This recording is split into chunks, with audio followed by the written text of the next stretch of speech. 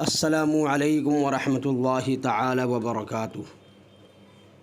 Welcome to my new YouTube channel دینی باتیں میں آپ کا خیر مقدم کرتا ہوں۔ میں آج آپ کو ایک بہترین واقعہ سناؤں گا۔ واقعہ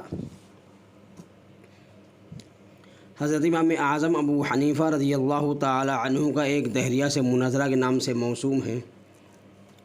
واقعہ کچھ یوں ہے، لیکن اس واقعے کو سنانے سے پہلے میں آپ سے گزارش کرتا ہوں کہ آپ میرے اس دینی باتیں چینل کو خوب سبسکرائب کیجیے اور خوب شیئر اور لائک کیجیے۔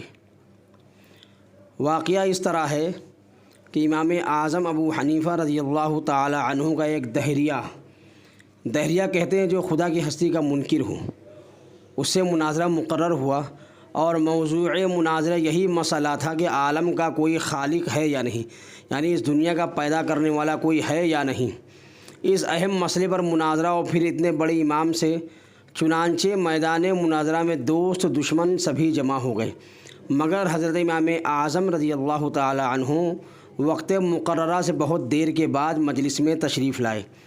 دہریہ نے پوچھا کہ آپ نے اتنی دیر کیوں لگائی؟ آپ نے فرمایا کہ اگر میں اس کا جواب یہ دوں کہ میں ایک جنگل کی طرف نکل گیا تھا، وہاں ایک عجیب واقعہ نظر آیا جس کو دیکھ کر میں حیرت میں آ کر وہیں کھڑا ہو گیا، اور وہ واقعہ یہ تھا کہ دریا کے کنارے ایک درخت تھا۔ دیکھتے ہی دیکھتے وہ درخت خود بخود کٹ کر زمین پر گر پڑا، پھر خود بخود اس کے تختے تیار ہوئے، پھر ان تختوں کی خود بخود ایک کشتی تیار ہوئی اور خود بخود ہی دریا میں چلی گئی، اور پھر خود بخود ہی وہ دریا کے اس طرف کے مسافروں کو اس طرف اور اس طرف کے مسافروں کو اس طرف لانے اور لے جانے لگی، پھر ہر ایک سواری سے خود ہی کرایہ بھی وصول کرتی تھی۔ تو بتاؤ تم میری اس بات پر یقین کر لو گے؟ دہریہ نے یہ سن کر ایک قہقہہ لگایا اور کہا، آپ جیسا بزرگ اور امام ایسا جھوٹ بولے تو تعجب ہے۔ بھلا یہ کام کہیں خود بخود ہو سکتے ہیں؟ جب تک کہ کوئی کرنے والا نہ ہو کسی طرح نہیں ہو سکتے۔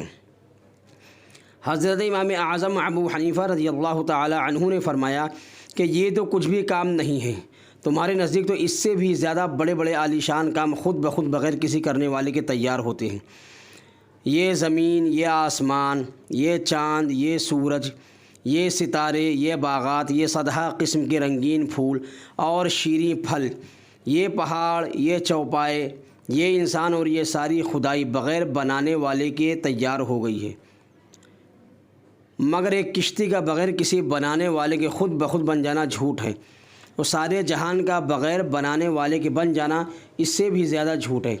دہریہ آپ کی تقریر سن کر دم بخود حیرت میں آ گیا اور فوراً اپنے عقیدہ سے تائب ہو کر مسلمان ہو گیا۔ محترم بزرگوں، دوستوں اور بچوں، اس واقعے سے ہمیں کیا سبق ملتا ہے؟ ہمیں سبق یہ ملتا ہے کہ اس کائنات کا یقیناً ایک خالق ہے، یعنی اس دنیا کا بالیقین ایک پیدا کرنے والا ہے جس کا نام اللہ تبارک و تعالی ہے، اور وجود باری کا انکار عقل کے بھی خلاف ہے، یعنی اللہ تعالیٰ کے وجود کا انکار، اس بات کو عقل بھی تسلیم نہیں کرتی ہے۔ اس واقعے سے ہمیں یہ سبق ملا کہ اس کائنات کا، اس دنیا کا یقیناً ایک بنانے والا، ایک پیدا کرنے والا اللہ ہے، اور اس کا انکار یہ عقل کے بھی خلاف ہے۔ تو یہ واقعہ یوں مکمل ہوا، لیکن جانے سے پہلے میں پھر گزارش کروں گا آپ حضرات سے کہ میرے اس دینی باتیں چینل کو خوب سبسکرائب کیجیے اور خوب شیئر کیجیے اور لائک کیجیے۔ السلام علیکم ورحمۃ